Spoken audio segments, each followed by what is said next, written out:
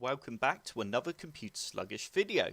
Have you subscribed to my YouTube channel yet? If not, be sure to click on the big red subscribe button and click on the bell to get notified when I upload a new video. And check out my forum at computersluggish.com.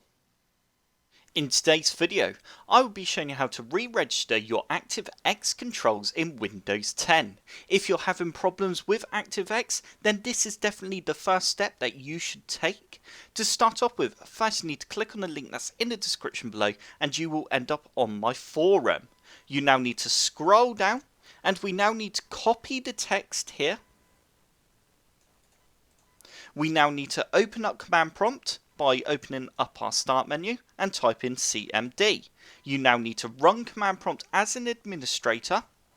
We can go ahead and minimize our website, or web browser should I say, and you now need to go Control and V to paste in the text that we just copied and press enter. You will now see a few lines of text that looks like this, and that means that our ActiveX controls have been re-registered. And that's how easy it is. I hope this tutorial has helped. If it has, hit the like button below and subscribe for more computer sluggish tutorials. Don't forget to check out my social media channels and forum.